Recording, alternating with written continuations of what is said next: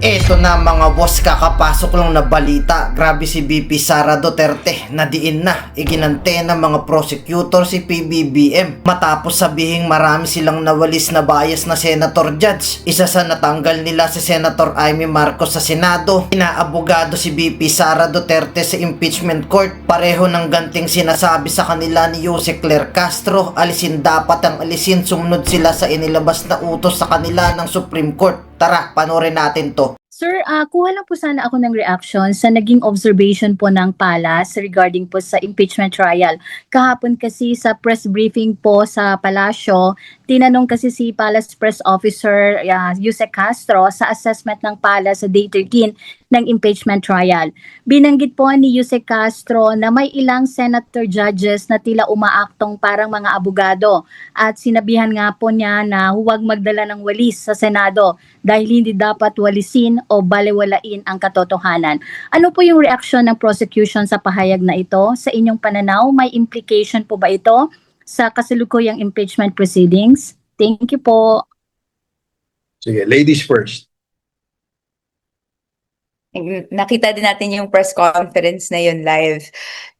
May distinction between yung gawain ng House Committee on Justice panel members, the senator judges, and even yung prosecution and defense lawyers. It's the job of the House Committee on Justice members, and I think with the senator judges as well, to ask clarificatory questions. Dahil gusto nating maliwanagan ng sarili natin, ang mamamayang Pilipino, sa ebidensya at proseso. So may karapatan yung mga senator judges, and even kami noong we served as House Committee on Justice members, to ask these clarificatory questions. And there is a distinction nga sa gawain namin and gawain ng prosecution and defense to argue yung sides na meron sila. So, syempre, we'd like to make these yung gawain at yung duties natin clear, at we hope na sa dulo nito, lahat tayo participants sa proseso ng pananagutan, proseso of finding out the truth. And at the end of it, may accountability na makuha yung mga opisyalis natin. O naman, ang may dadagdag ko dyan, maraming nawalis dun sa Senado. Ang daming nawalis. So, para sa akin, no, the judges must always be impartial, and that will not show any bias, no? Correct, dapat magtanong sila para maliwanagan, hindi lamang ang taong bayan, kundi ang mismong ating mga senator judges on the evidences being presented before them, no? Kailangan maintindihan din kasi sila ho ang maghuhusga sila yung maghuhukom But yung sa kanilang pagtatanong ng clarification, hindi po dapat nagpapakita ng bias, no? Kung merong mga ganon, I think they should be reminded by the presiding officer of the rules, no? At dapat ito ay isa puso nila dahil ito ay isang malaking issue na kung saan ang national, the nation, no? The whole nation is watching. Hindi lamang ho yung prosecution, hindi lang yung defense, hindi lang yung witness ang binabantayan at pinanunood nila rito. Pinanunood din nila ang ating mga senator judges. So, I guess the presiding officer must remind them, no, of their duties and to remain impartial in this issue. Yes, just briefly, of course, we respect the authority and power of the senator judges to ask clarificatory questions, and we also trust in the presiding officer's judicious discretion in determining if the questions being asked are material and relevant to the issues at hand. So, but I guess what's important also is we want to focus on the fact that we think our witnesses so far have been able to properly respond to these answers, and give clarity on the issues, that may be the topic of these questions. Also, sir, may observation din po ang Malacanang. Sinabi po din kahapon ni Jose Castro na ang pinaka-bias na pahayag ng senator judges sa impeachment trial, yung pinipilit po ang special disbursing officer lamang ang may pananagutan at hindi po yung head of agency na si BP Sara. Reaction po ng prosecution dito, do you share the same observation po? Thank you. Many? Ay, sige. Okay. Sige ho, go Sige, ahead. Jay. Kong No? Rene. Sige, Okay. Jay.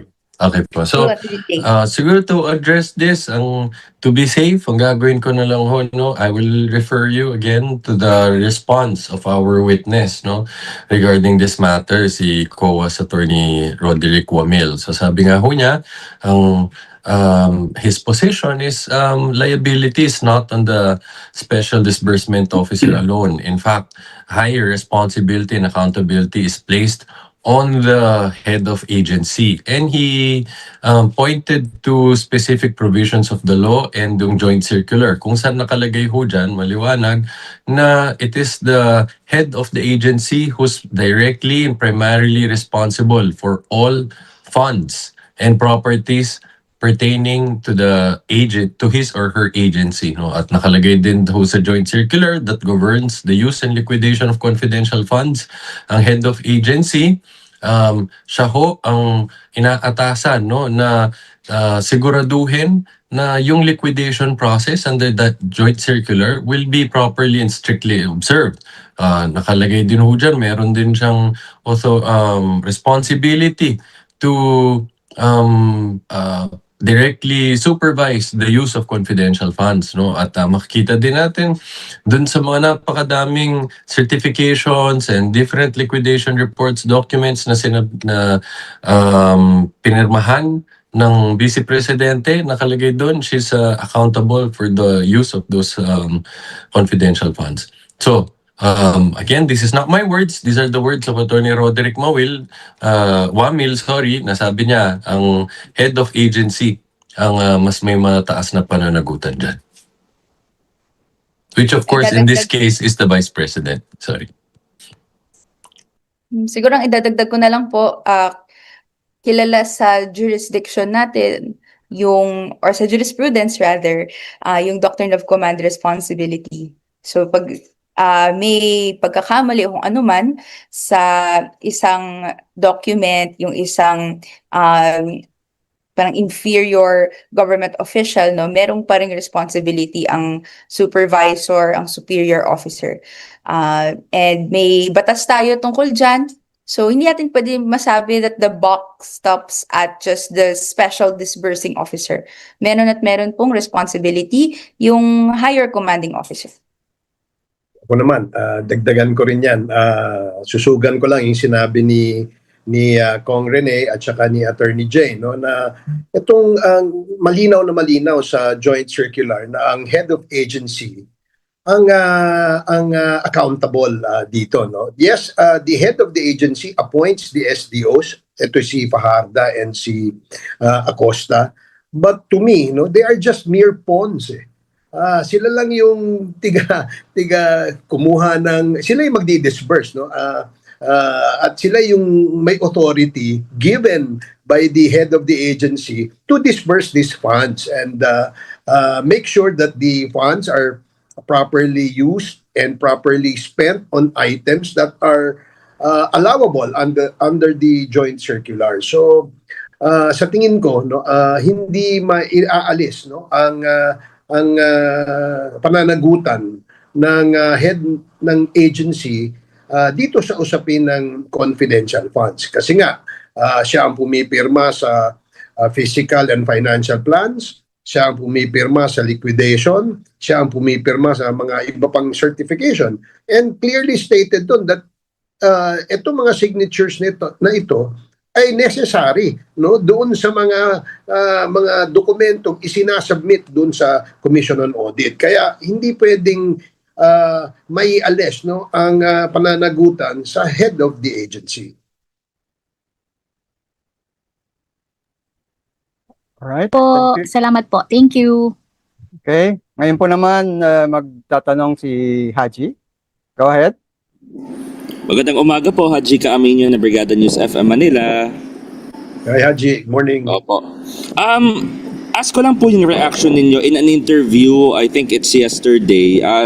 Dinescribe po ni Vice President Sara Duterte as may bending the law doon po sa ginaganap na impeachment trial. Malinaw na malinaw daw po na may bending the law po doon. Kaya ang context po kasi parang tinanong siya about the noise ng pag-aresto di umano kay Senator Bato de la Rosa, pero hindi daw po kailangan ng disruption sa impeachment trial dahil ngayon pa lang naman daw kitang-kita naman daw sa impeachment na may bending the law.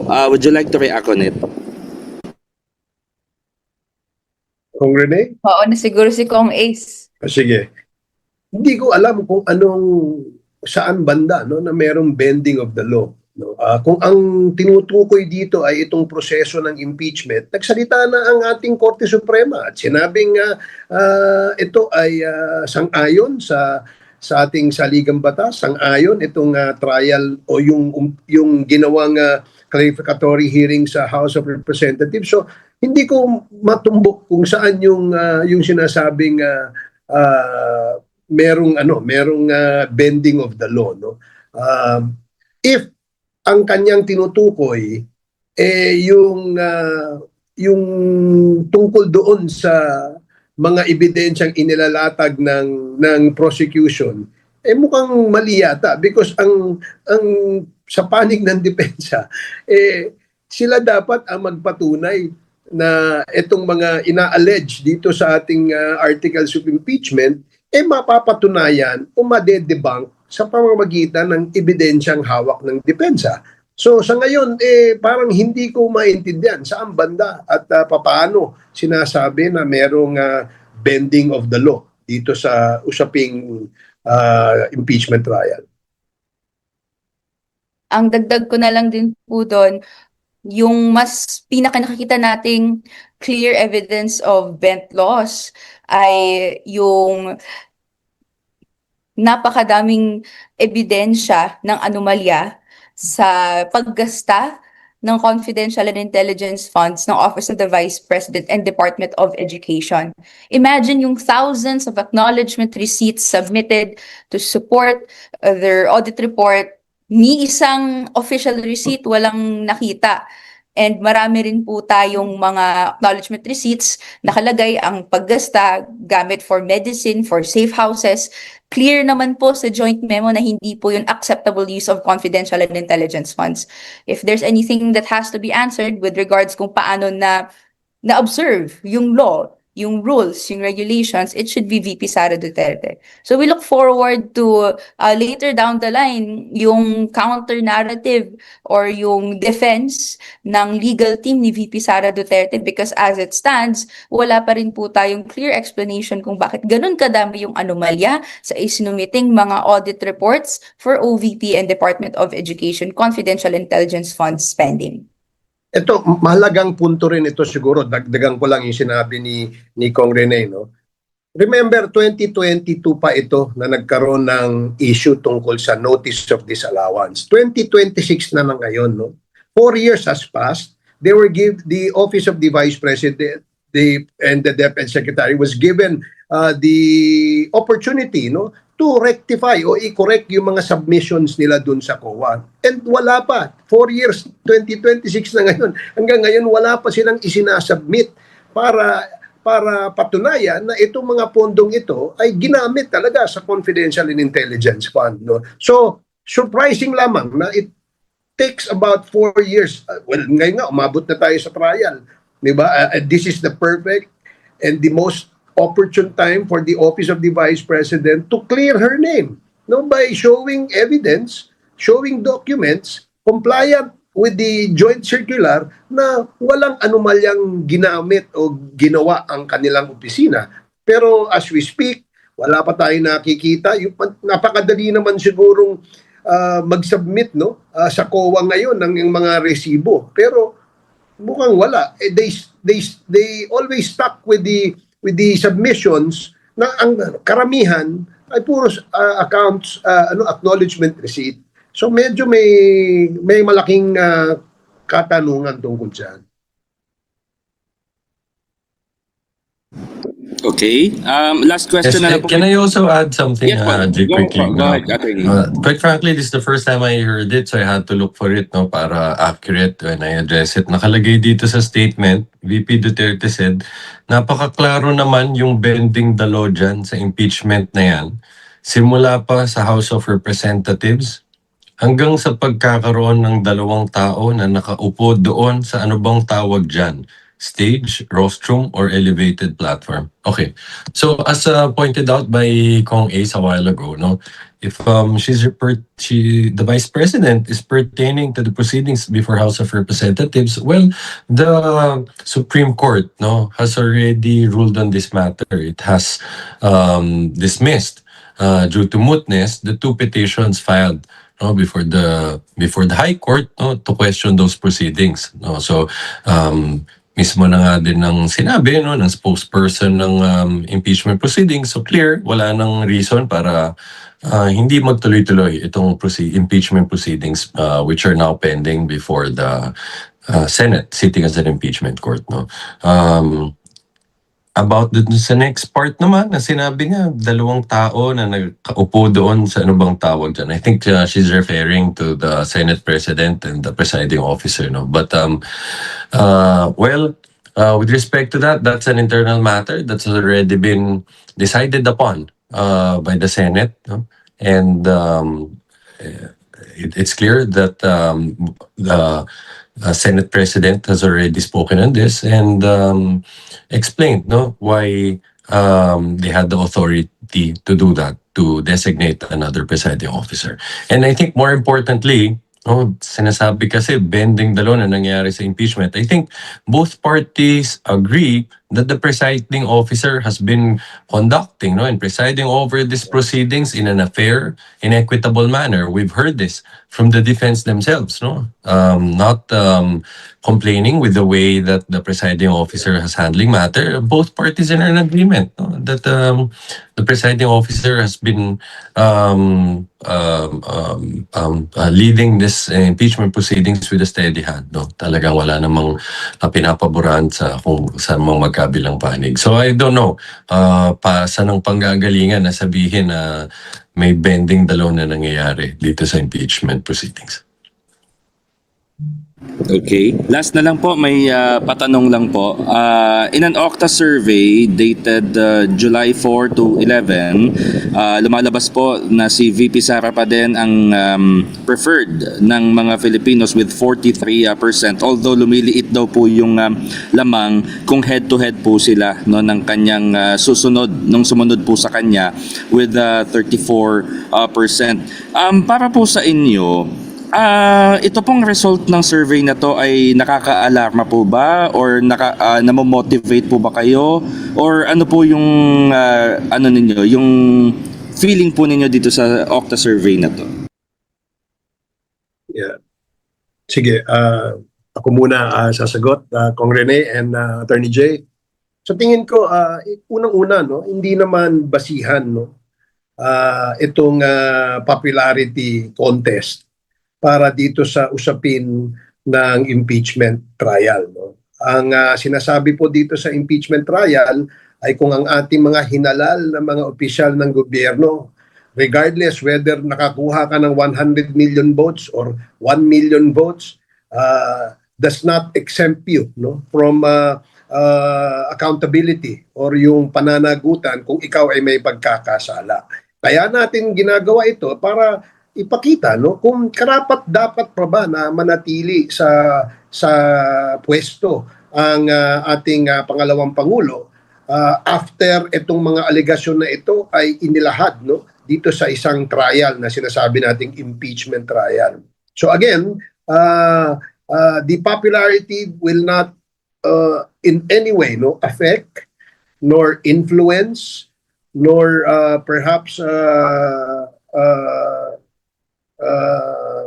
what do you call this, makasira, no, dito sa pagpapatuloy nitong paglilitis na ito, no.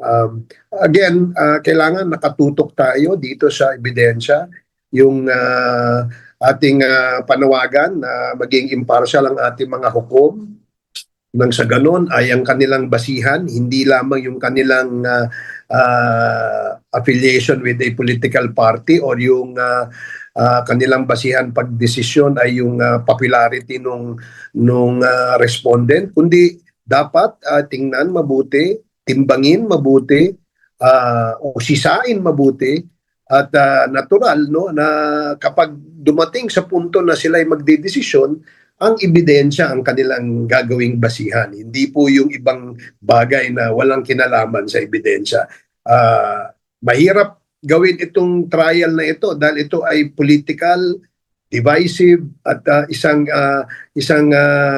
issue that may polarize the nation. But at the end of the day, ang makikinabang dito ang buong bansa, buong mamamayang Pilipino dahil ipapakita dito na hindi ibig sabihin na ikaw ay popular, ay exempted ka o meron ka ng lisensya gumawa ng mga hindi karapat-dapat o mga paglabag sa batas.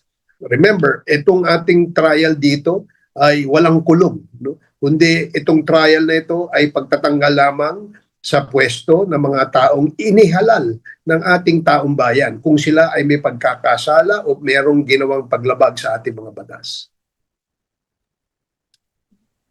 Well, very well put ni Attorney Kong Ace yung response. Ang idadagdag ko na lang, we're after accountability, we're after the truth.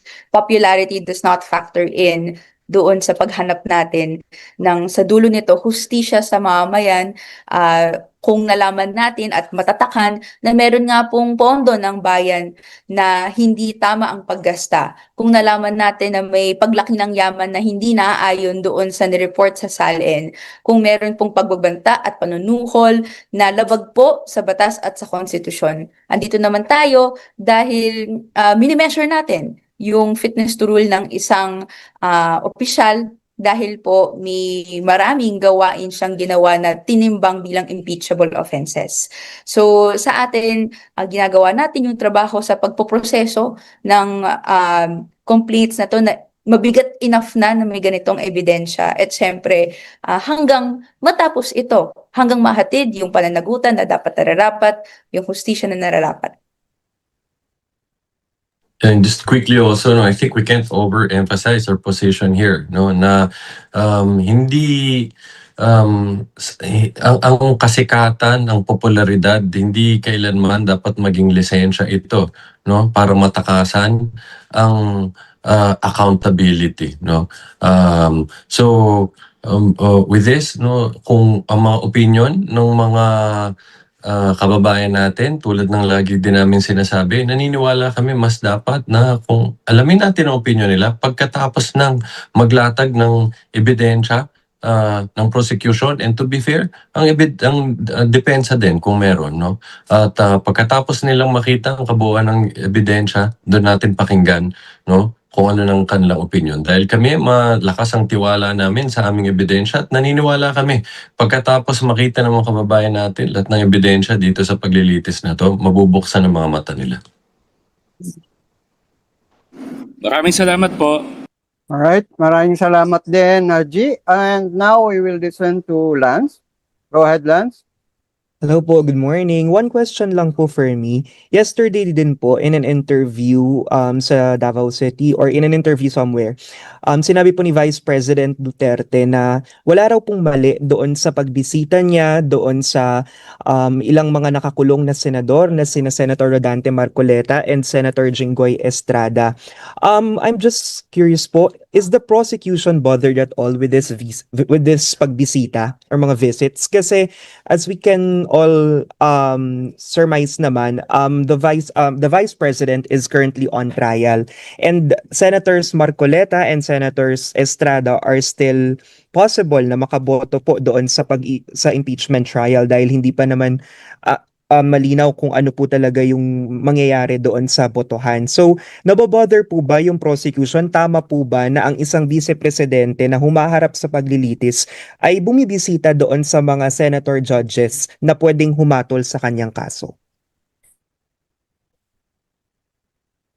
Gusto niyo ako mauna? Go po. Okay, sige. Ako muna. Kung Rene, you want to start? Ako na lang. Sige. tayo, we have complete confidence in the evidence at yung paglalatag natin dito na yung ginagawa ni VP Duterte or even the senator judges in their spare time, hindi po siya nagpa-factor in sa discussion. Pero tayo, dapat critical din tayo sa alignments, sa questioning, sa framing, sa supposed neutrality, at gusto natin yung process na to, clear po sa ating officials kung ano po yung roles na narito sila para gawin. So ang senator judges, maintindihan yung lahat ng mga nakahain na ebidensya, maipaitindi sa mamamayan. No? And to exhibit political neutrality in doing so. And tayo, inaasahan natin kay VP Sara Duterte yung pag-prioritize na malatag yung kanyang defense, counter-narrative, at hindi po yung iba't ibang mga other side activities na makikita nating hindi po relevant para i-resolve yung mabibigat na mga kaso at mga charges na hinaharap niya ngayon. So, kung ano man po yung gawin nila at the side, no, hindi naman na po sa atin yun, pero critical nating tinitignan. Ano po ba sinasabi nito sa pag-prioritize ni VP Sara Duterte sa mga kasong kinakaharap niya? Ano po ba yung ibig sabihin nito sa pag-prioritize ng ating mga officials sa roles na pinanghahawakan nila, including yung supposed neutrality ng senator judges? Ang humusga po ay taong bayan.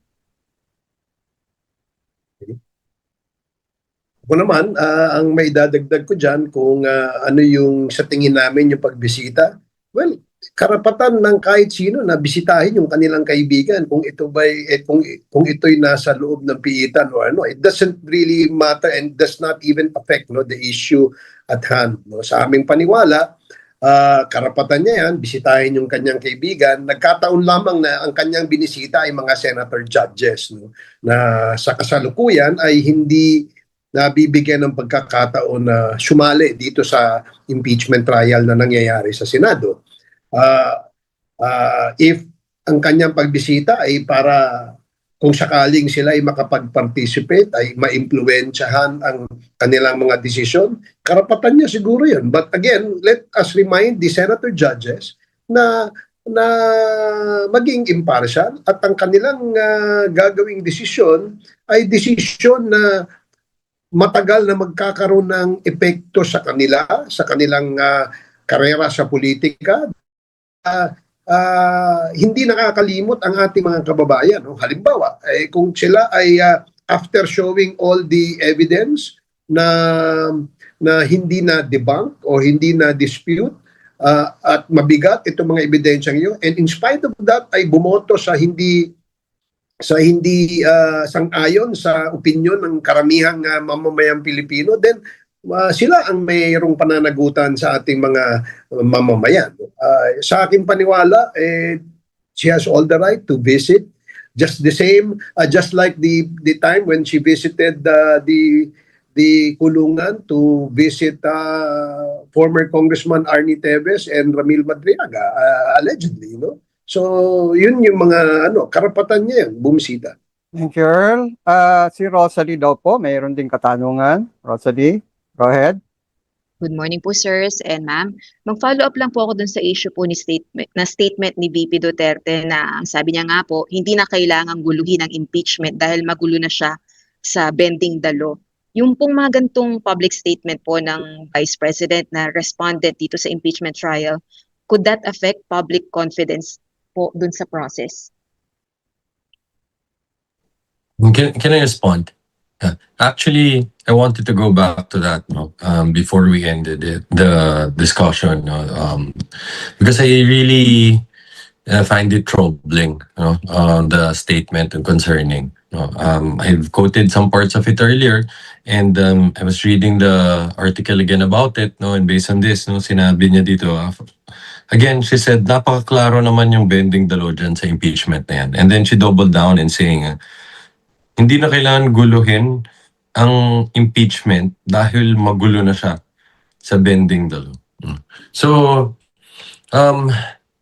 this sweeping accusation necessarily cast doubts on the integrity of this constitutional process, no? And it also not just the process itself, but the impeachment court, and of course, ultimately the presiding officer, no, who is responsible for the conduct of the proceedings and the rulings being issued. Because if you're saying there's bending the law happening here, she's saying that there are unlawful acts being done in these impeachment proceedings that are being tolerated, no, by the impeachment court, with the presiding officer. No? I think that's uncalled for. Even if it's clear that some of the rulings of the presiding officer have not favored the prosecution, but we've seen that the presiding officer has consistently endeavored to conduct the trial in a fairly orderly manner in accordance with the Constitution and the rules. As I've stated a while ago, even the defense, no, in their press conferences, we've heard them say this whenever they ask and to comment on how the presiding officer has been conducting the proceedings. They've always said that they think the presiding officer has been fair to both parties. So we think this is uncalled for, and but we will leave it to the judicious discretion of the presiding officer on how will they appreciate this, if it constitutes an attack on the integrity of the constitutional process and the constitutional institution of the impeachment court. And I guess we'll leave it at that, but it's very troubling. Nothing to add na po. How about po si Kong Ace? No, wala na, okay na yan. Kasi hindi ko rin nabasa o hindi ko nga maintindihan ano yung bending of the law there. Okay po. Follow Meron up pa, ko lang po kung, sorry Sir Roy, meron po bang legal relevance po ito dun sa kanyang impeachment case? Especially siya po yung respondent but she's making statements like this in the public. Well, ako, tingin ko, siguro rather than, this is my opinion, no? Rather than issuing statements that are quote unquote attacking the process, the integrity of the process being done in the Senate now, it's better that she appears and answer all these allegations. Kasi para tapos na, no? Hindi na tayo humaba. Yun naman ang ating objective eh. Imagine 2022 pa ito. Hanggang ngayon nga, ARs pa rin o acknowledgement receipts pa rin yung ebidensya, yung kanilang sinubmit na liquidation. It's already 4 years, no? Since the issue came out, and that could have been rectified already. Unfortunately, hanggang ngayon, wala. So it's better that we hear it from directly from the Vice President. Kung siya a-appear at siya mismo ang sasagot doon sa mga allegations na yan.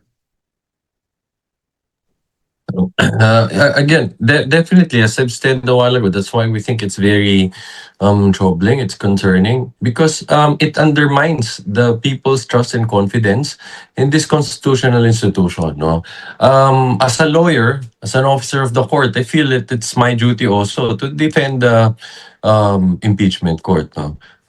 Dahil malaki yung problema yon, no? Kung ang mapapaniwala ang mga kababayan natin na hindi maayos ang nangyayari dito sa impeachment proceedings, no? Dahil merong madaming paglabag ng batas na ginagawa dito sa impeachment proceedings, mahirap po yan, no? Kung mawawala ng tiwala ang mga kababayan natin dito, no? Sa proseso na to. And quite ironically, no, kumbaga dapat, I'm sure the Vice President should know that she should respect this constitutional accountability mechanism, no?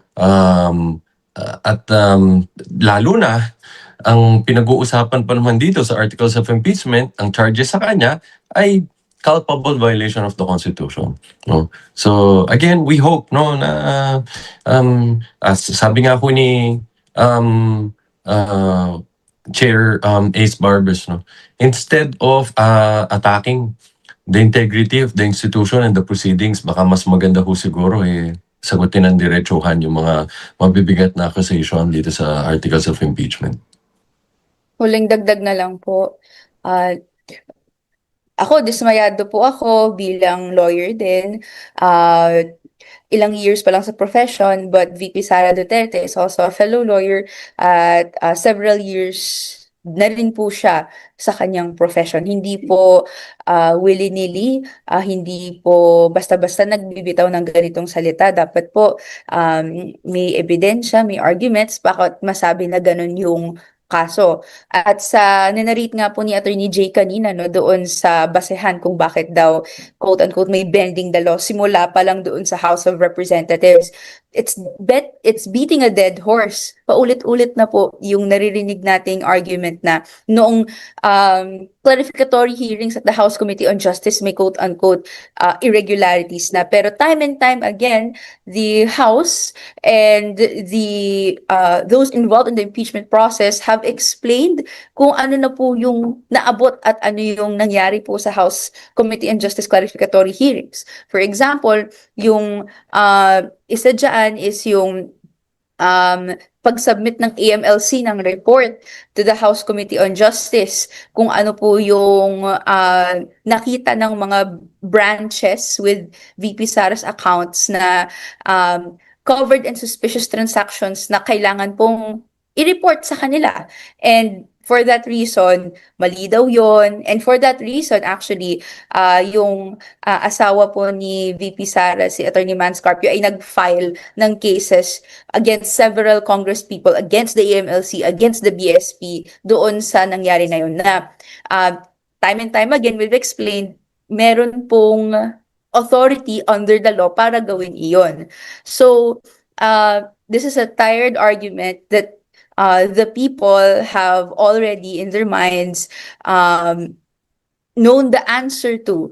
Ang hindi po natin nakukuha pang sagot ay nasan po ang confidential and intelligence funds ng OVP at ng Department of Education. Ano pong explanation sa paglaki ng yaman ni VP Sara na hindi po alinsunod sa SALN niya? Doon po tayo sa bumabalik, no, sa central questions kung bakit ba tayo nasa impeachment process to begin with. And I hope continuously that VP Sara Duterte engages these questions in good faith. Alright, maraming salamat po. Alright, thank you po. Now, recognize naman po natin si Vivian Gulia to ask her question. Good afternoon po. Nabanggit po kanina na yung pahayag po ni Vice Presidente regarding the bending the law dito sa impeachment process undermines people's trust and confidence in the institution. It could be considered an attack to the process. Ano po yung pwedeng gawin ng impeachment court regarding this? Ano po yung range of actions that the court can do? Well, as I mentioned a while ago, we leave that determination to the sound and judicious discretion of the presiding officer and the impeachment court as a whole. But of course, there are a lot of rules, governing not just the councils, but obviously the parties themselves. For example, the sub judice rule, when parties are not allowed to talk about the merits of the case. So if you, I don't know what's worse, merits or attacking the institution, the proceedings itself. But again, at the end of the day, we leave it again to the discretion, determination of the presiding officer and the impeachment court. I understand, sir. Pero does that include yung range of actions na possible? Does that include contempt po? Again, I guess for me, what I could say is we will not preempt the appreciation of the presiding officer and the other members of the impeachment court on this matter, and whatever decision they'll take on it. And we will leave it to them. We trust in their sound judgment. Kong Rene? There is a range of actions that the Senate Impeachment Court can take. In the same way na ito rin po yung tanong din sa atin, ano po yung range of actions na pwedeng i-take noong may spliced video na lumabas sa mga interpellation questions and arguments ni Representative Cheljok, posted on the Facebook page of Senator Pia Cayetano. Ako, hindi ko rin po masabi kung ano yung full range na yan. Maaari po yung contempt. Maaari din po just generally address siya during the proceedings of the next trial date. Pero totoo kasi na we're here kasi may proseso ng pananagutan na gusto nating matapos.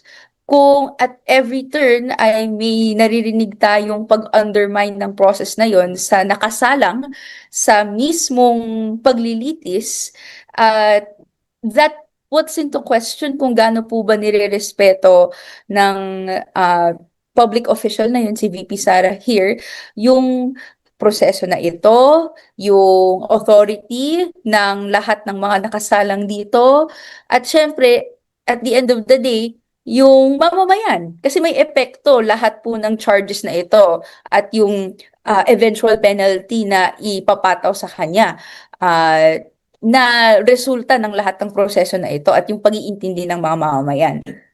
We beg the question again and again, paano po ba na-appreciate ni VP Sara Duterte yung mga proseso na ito? Does she appreciate them at all? So, we have to ask that to VP Sara Duterte herself. And kung na-apekto, nadadamay na yung mga iba't ibang institusyon, I think it ought to be addressed. Huli na lang po, kasama po dito sa statement ng vice on supposedly bending the law, yung pagkakaroon ng dalawang tao na nakaupo dun sa stage or rostrum or elevated platform. Sakali po na questionin ito ulit sa Korte Suprema, are you confident na it can withstand such questions petition?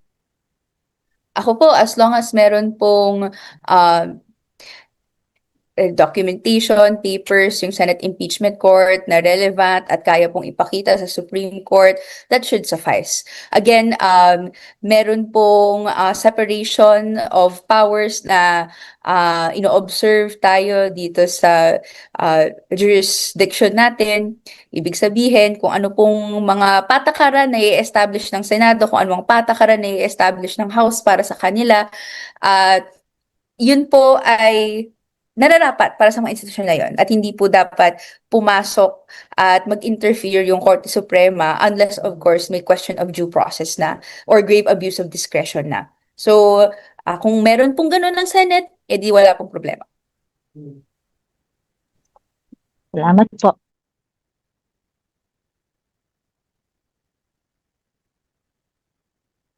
Thank you, Vivian, sa yung questions. Since wala pang ibang gusto ulit magtanong, but we can give Vel another crack at asking her question. Okay. One question lang po. Napabalita lang po earlier na umalis si Kong Leviste and Senator Loren Legarda sa bansa as per NBI. Kung sakaling wala pa pong senator or kung sakaling hindi pa po makabalik si Senator Loren sa mga susunod na trial dates, magka-qualify pa rin po ba siya or dapat pa rin po ba siyang mag-qualify doon sa at least 2/3 threshold for conviction? Siguro ako po, for now, wala tayong nakikita na effect ng pagpunta ni Senator Loren at ni Congressman Leviste sa threshold. So that will come at the end kapag nailatag na ng prosecution at defense yung ebidensya na gusto nilang i-present. At sa dulo naman po, whether conviction or acquittal, yung Senate ang magde-decide kung paano nila i-handle, ano pong bilang nila, anong rules po ang applicable. For now, nagtitiwala tayo na all hands on deck sa pagbutbot ng ebidensya at syempre pagpapaintindi nito sa sarili nila at sa mamamayan.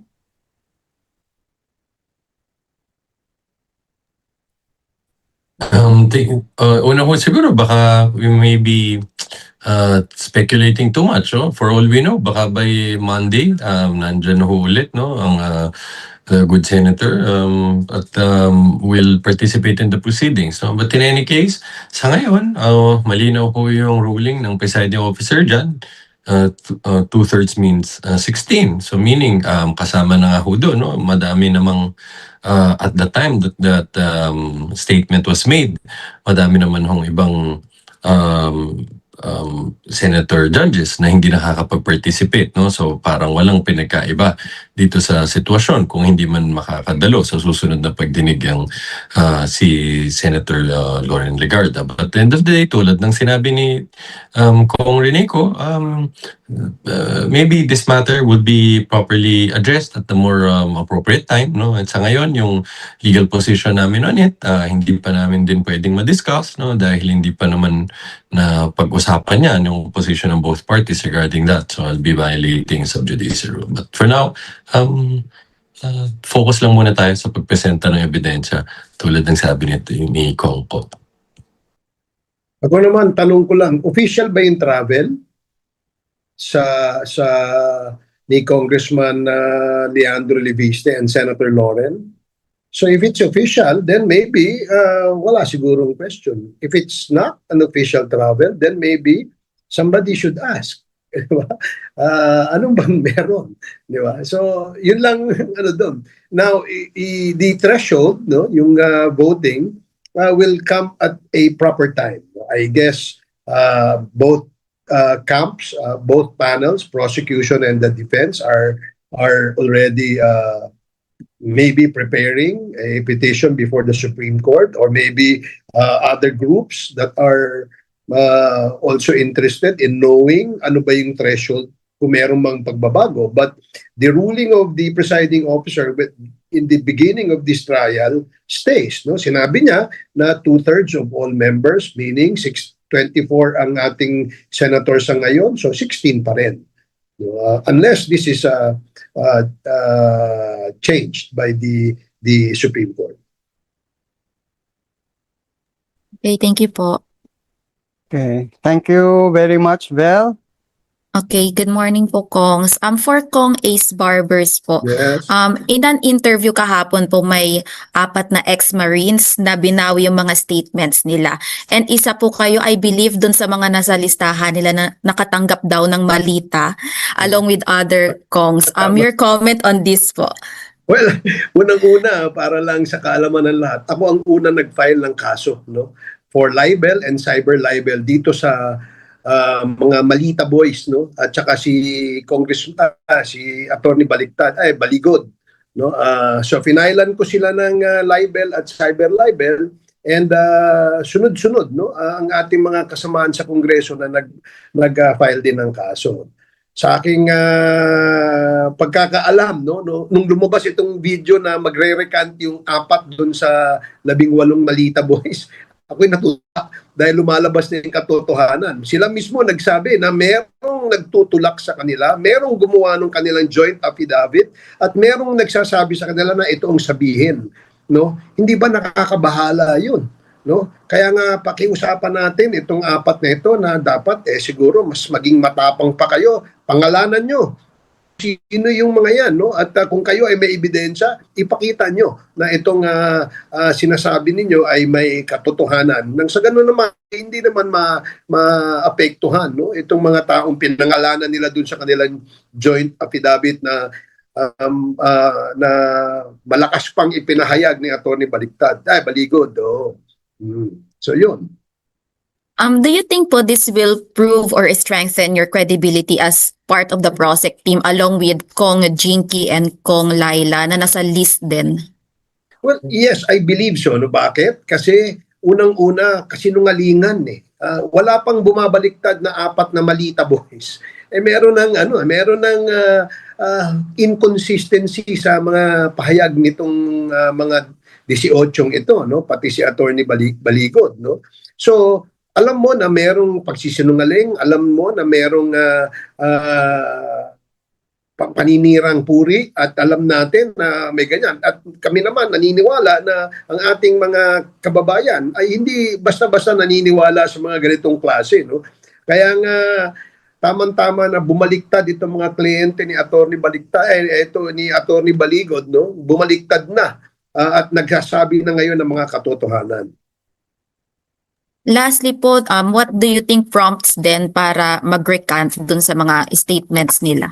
Well, the only thing I can think of is probably konsensya, no? Nakonsensya sila dahil apparently, no, dun sa kanilang pahayag dun sa sa kanilang pagre-recant, pinangakuan sila kung ano-anong mga pangako, no, na 2 taon daw silang hindi na maghahanap buhay dahil bibigyan sila ng pera, bibigyan sila ng proteksyon. Pero ngayon it seems, no, na lahat ng pinangako sa kanila pagkatapos nila makapagsalita at inihayag ni Attorney Baligod, so nagkaroon ngayon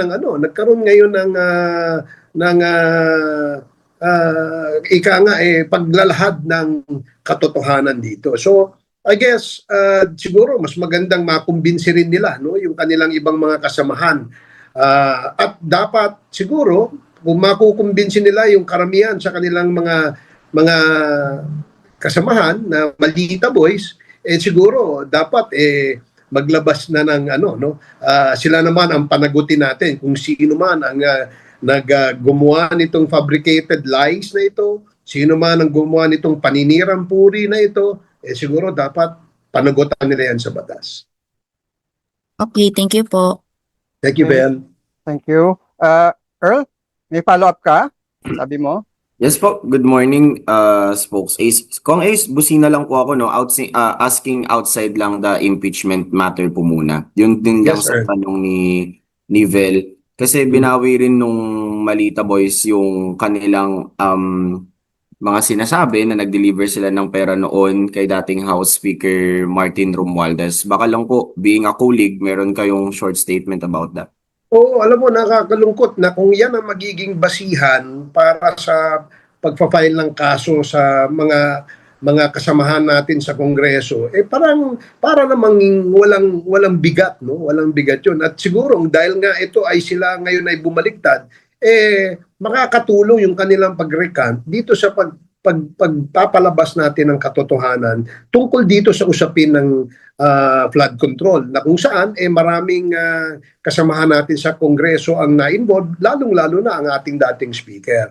So medyo ito ay sa aking paniwala ay siguro dala ng konsensya nito mga ito, siguro naisip nila na masama magsinungaling at ito ay mayroong kapalit na karma, no? Kaya siguro ganyan ang kanilang stand ngayon.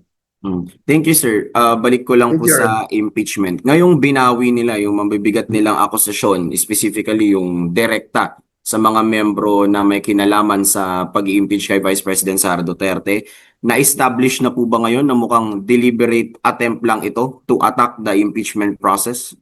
Well, if you're going to ask my honest opinion, Earl, yes, deliberate yan. No? Pinlano nila yan na siraan yung mga nasa likod nitong impeachment na ito. Remember, constitutional duty ng mga kongresista na mag-initiate ng impeachment proceedings, mag-initiate impeachment complaint.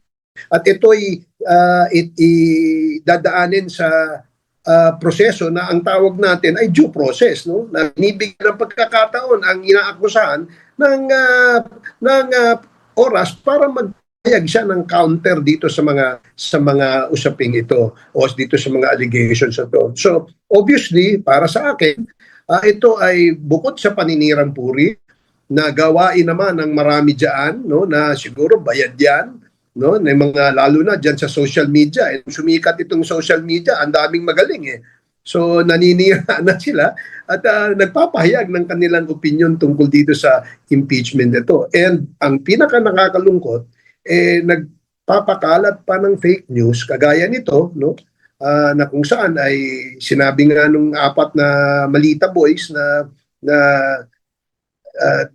ginawa na yung kanilang joint affidavit, tinuruan sila anong gagawin at anong sasabihin, na obviously ay isang attempt, no, to discredit the members of the prosecution panel who is now in charge of the impeachment trial, the prosecution that is now prosecuting the Vice President. Thank you po, Spokes Ace. Thank you, Earl. And since mukhang wala nang may gusto magtanong, I think, quoting Attorney Lorna Capunan, we should know when to end. Pero to give a fitting conclusion po sa ating press briefing, siguro magandang bigyan natin pagkakataon ng ating mga panauhin to give their parting lalo na po kung anong aasahan ng ating mga kababayan sa pagpapatuloy po ng impeachment trial sa susunod na linggo. Go ahead po. Sige, si ladies first. Ako po, relevant din po yung usapin ng budget ngayon dahil in a few days, inaasahan po natin na marireceive na ng House of Representatives yung National Expenditure Program. Makikita ulit natin kung andyan yung confidential and intelligence funds, gano'n na po ito kalaki. Meron din po ito, yung Office of the Vice President and the like. So, ang sa atin, hanggat nandyan naman yung proseso ng pananagutan, dapat tayo nakatingin, nakasubaybay, at sa dulo nito, no, nandyan pa rin yung panawagan natin na kung anumang budget na nakalaan, dapat po pumunta to sa serbisyo ng mamamayan, hindi po sa kung saan-saan. And kung hindi po ma-justify kung saan po pinunta itong confidential and intelligence funds, dapat po may pananagutan.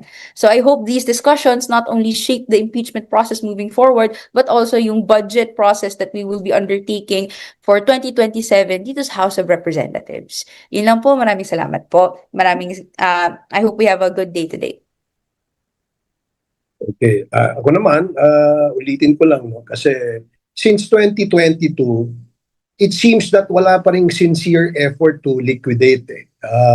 Kasi 2026 na ngayon eh. At kung meron talagang recipient yung confidential and intelligence funds na yan, ang tanong lang lagi na namumuo sa isipan ng ating kababayan ay bakit acknowledgement receipts, no? Ay kung pinapalabas na meron ding typo error doon sa mga dates na sinubmit kasi mukhang isang taon bago nag-submit ng records eh. 2022 ang confidential fund na ginamit pero 2023, no, a year after bago nagkaroon ng liquidation kasi it is indicated in the dates of the ARs or the acknowledgement receipts na isinubmit nila, no. Until now, sa aking paniwala, no single piece of liquidation na isinabmit nila acceptable per the joint circular, no? Kasi kaya nga nagkaroon ng red flags, kaya nga nagkaroon ng AOM, nagkaroon ng notice of disallowances kasi lahat ng sinabmit for the last 4 years ay hindi acceptable and in accordance with the joint circular. Alam naman natin na yung ating Vice Presidente ay abogado, yung kanyang Chief of Staff sa OBP, abogado, yung kanyang DepEd Chief of Staff, abogado rin, no? And yet, the liquidation requirements which are listed or spelled out in the joint circular were still not followed, no? So, bakit ganun, no? Hindi pa rin na to. Ito ba ay deliberate na paraan para to create confusion? So, iyan ang tingnan nating mabuti, no? Dalawang AOMs ang na-issue. And until the second AOM, no compliance was submit ang resibo.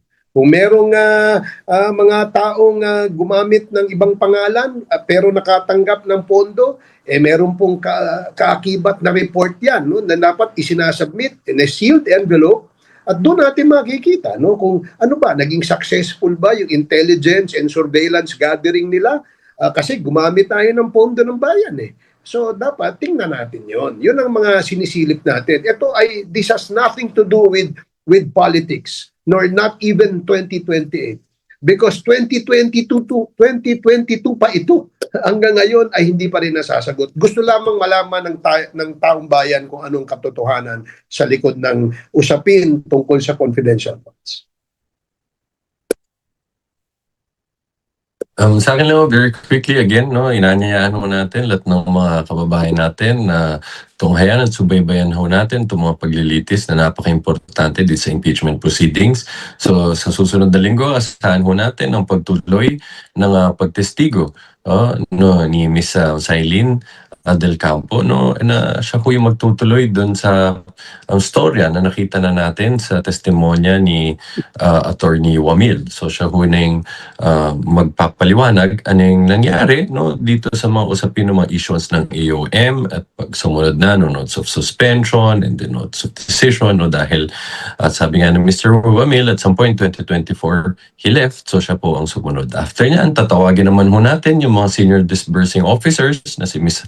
Acosta at Mr. Fajarda ng Office of the Vice President at Department of Education. So tulad ho na sabi ng mga unang witness natin, itong senior special disbursement officers, sila ho yung nakatanggap ng pera. So maganda ho marinig natin sa kanila, sa nila dinala itong pera na natanggap nila para sa confidential funds. So again, maraming salamat po sa inyo lahat ngayon, no, for joining us today. Ngayon, ikaw bilang Pilipino, ano ang masasabi mo at reaksyon sa balitang ito? Mag-iwan ka ng komento mo sa ibaba at ating pong babasahin isa-isa.